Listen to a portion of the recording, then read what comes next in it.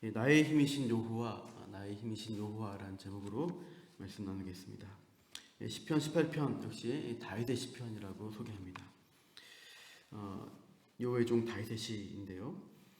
이 표제에 보시면 이 시편을 노래한 시점을 이렇게 알려주고 있는데요. 중간에 여호와께서 다윗을 그 모든 원수들의 손에서와 사울의 손에서 건져주신 날이라고 말하고 있습니다. 그러니까 다윗의 인생 여정, 참 이런 많은 원수들이 위협에 직면한 일들이 많이 있었죠. 대표적으로 민족적 원수인 블레셋과의 관계가 그러했습니다.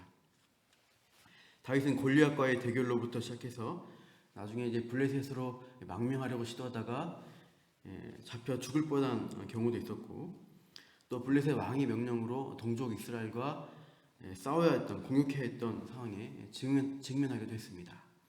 그런데 무엇보다도 이 다윗의 일생에서 가장 큰 원수는 사울입니다. 이 표제에서 언급하듯 그 모든 원수들의 손이라 했고, 특히 사울의 손에서 건져주신 날에 구원을 노래한 시편이라고 소개하고 있습니다. 모든 원수 중에 다윗이 가장 어렵고 힘들었던 원수는 사울 왕이었습니다. 사울은 시기 질투에 눈이 멀어서 이 다윗 한 사람을 죽이려고 군대를 동원해서 끊임없이 추격을 했습니다. 그때 쫓겨다녔던 다윗이 이 사울을 피해다녔던 특정한 장소들이 이번 시편에 암시가 되고 있습니다. 2절 보십시오. 또 보시면 장소들이 있는데 반석, 요새, 피할 바위, 산성 이런 장소들이 지목되고 있습니다. 이 다윗의 생애에서 이런 장소들을 가장 많이 접해본 때가 언제인가? 바로 사울의 위협을 피해 광야를 떠돌아다닐 때였습니다. 사무엘상 23장을 참고해 보면 유다의 성읍 그일라 성읍을 블레셋으로부터 구원한 다음에 사울의 추격이 시작되자 다윗은 광야로 도망칩니다. 그래서 광야의 요새, 하길라 산의 수풀 요새에 숨었다고 하고, 또 마온 황무지 바위로, 엔게디 요새로, 동굴로 반석이 많은 지형을 이용해서 사울의 손을 잡으려는 손을 피하려는 시도들을 많이 했습니다. 결과적으로 사울의 손에서 벗어났습니다. 사울에게 잡혀 죽지 않습니다. 그러나 이 다윗이 도망자 시절에 얼마나 급박한 상황에 처했는가를 많이 이제 보게 되는데, 그러니까 사울의 군대가 산 이쪽으로 추격해 오면은 다윗과 다윗의 사람들은 산 저쪽으로 도망가고, 또 포위되어서 거의 잡히겠다 싶은 지경까지 갔을 때 어떻게 돼요?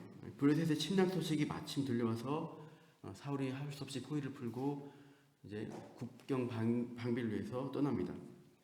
그러니까 그런 위기의 순간들이 참 많았는데요. 본문의 4절, 5절 보시면 그러한 상황을 이렇게 묘사합니다. 4절, 5절. 사망의 줄이 나를 얽고 불의의 창수가 나를 두렵게 하였으며 스올의 줄이 나를 두르고 사망의 올무가 내게 이르렀도다. 이 읽으신 4절, 5절에 보면 사망, 죽음의 단어들이 참 많습니다. 사망의 줄, 사망의 올무, 스올도 죽음의 세계, 사망의 줄입니다. 다 죽음의 세계로 옮아며 이 다윗을 끌고 가려고 하는 그런 상황들이 얼마나 많았는가를 이렇게 묘사하고 있어요. 불의의 창수라는 거대한 홍수에 휩쓸려 죽겠는 상황, 도저히 자기 힘으로 능력으로 벗어날 수 없는 그러한 때가 참 많았다. 그것을 다윗은 이렇게 묘사하고 있습니다. 그때 다윗이 할 수 있었던 일은 뭘까요? 그가 할 수 있었던 것은 하나님 앞에 엎드려 부르짖는 일이었습니다. 6절 말씀 다 같이 읽겠습니다. 내가 환난 중에서 여호와께 아뢰며 나의 하나님께 부르짖었더니 그가 그의 성전에서 내 소리를 들으시며 그의 앞에서 나의 부르짖음이 그에게 들렸도다. 환난 중에 부르짖는 기도를 하면서 하나님 앞에 엎드렸습니다. 하나님 제발 살려주세요. 하나님밖에 나를 구원할 자가 분이 안 계십니다. 그렇게 하나님 앞에 매달렸습니다. 근데 그 기도의 소리를 하나님이 들으셨다고 하죠. 그 부르짖는 기도에 응답하시는 하나님, 그분이 어떻게 나타나셨는가? 다윗은 그 기도 가운데 그런 이미지를 떠올렸겠죠. 하나님의 어미하신 강림을 기억합니다. 7절에서 15절 보시면 그런 묘사가 있는데요. 7절 땅이 진동하고 산들이 요동한다 그렇죠. 8절에 보시면 연기가 오르고 불이 나오는 모습으로 그래서 진노와 심판을 행하신 분으로 하나님이 나타납니다. 9절에 이제 하늘을 들이우시고 강림하시는 하나님. 10절에 구름 천사를 대동하시는데 11절과 12절 보시면 빽빽한 구름으로 우박과 숯불과 같은 모습으로 13절은 우레소리가 들리고 14절 번개치는 모습으로 강림하신다고 묘사합니다. 이 장면은 이제 우리가 성경을 통해 볼 때 모세가 시내산에서 백성들 이끌고 왔을 때 그 산에 강림하신 현현하신 하나님의 모습이 그렇게 나타납니다. 빽빽한 구름으로 천둥소리 번개치는 모습으로 불과 같은 모습으로 백성들 앞에 나타납니다. 그렇게 하나님을 보자 이 이스라엘 백성들 산 아래 있던 백성들이 하나님의 어미하심 앞에 무서워 벌벌 떨었습니다. 출애굽기 20장 18절 19절 제가 읽어볼게요.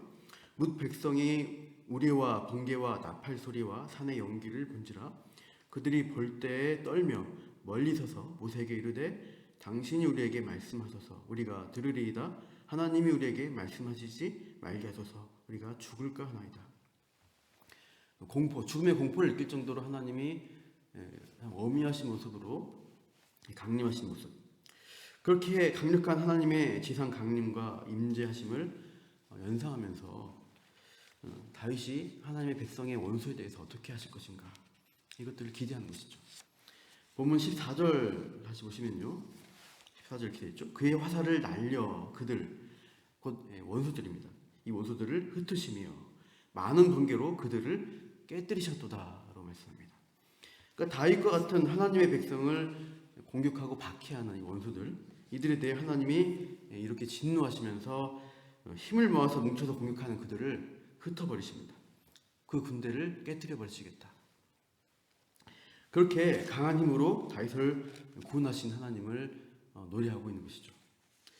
15절 보시면 여호와의 꾸지람과 콧김으로 물 밑 그러니까 바다 밑바닥까지 다 드러내시고 세상의 터 땅의 기초까지 발가 벗기듯 나타내셨다고 묘사합니다.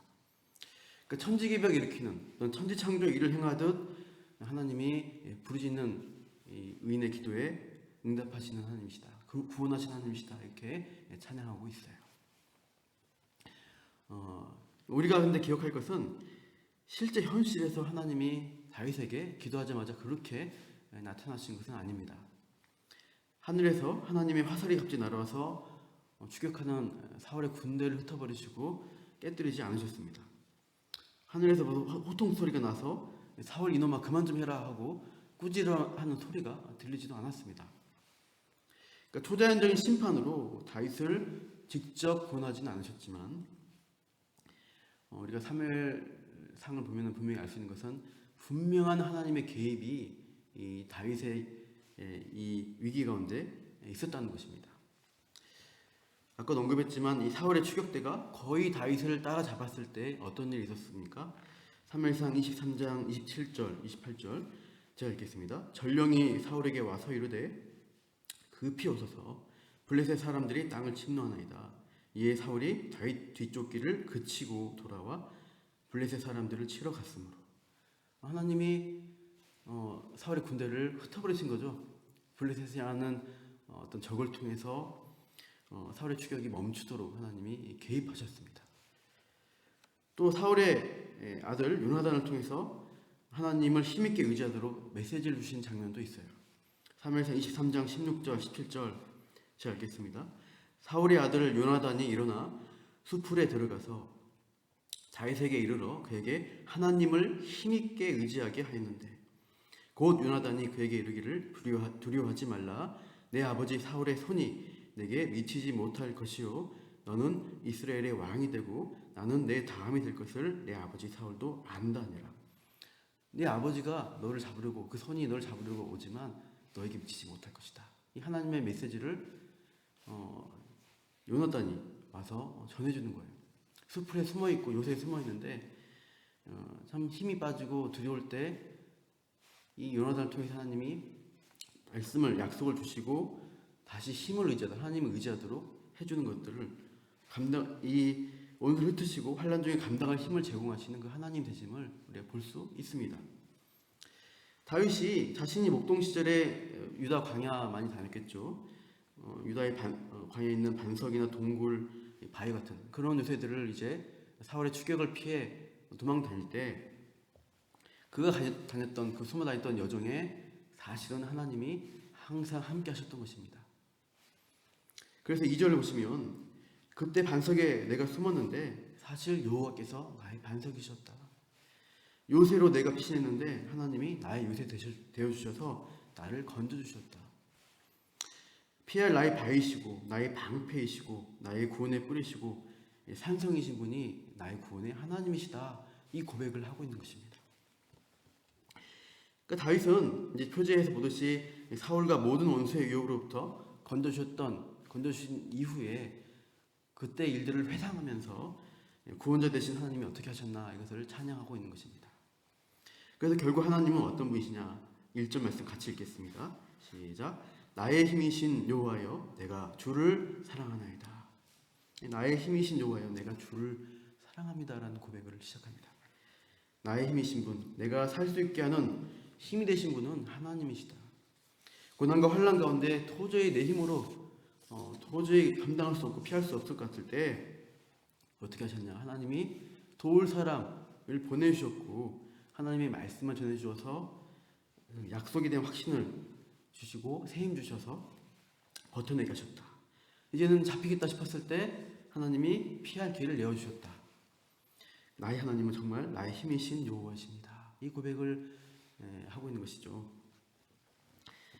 사울과 같은 강력한 세상적 힘이 우리를 겁박하고 두렵게 할지라도 우리는 무엇을 봐야 돼요? 그들보다 더 크신, 더 힘이 있으신 하나님을 바라보십시오. 그 하나님이 나에게 힘이 되십니다. 힘을 주시고 때로는 피할 길을 주시는 거예요. 그 하나님이 나와 함께 하시기에 오늘도 우리가 세상에서 담대하게 살아갈 수가 있음을 믿습니다. 오늘도 나를 사랑하시는 그 하나님, 나도 주님 사랑합니다. 나를 도우시는 그 하나님, 힘주시는 하나님 나도 믿고 의지합니다. 기도하며 고백하시며 오늘도 다윗과 같은 믿음으로 힘있게 살아가시기를 축복합니다. 기도하겠습니다.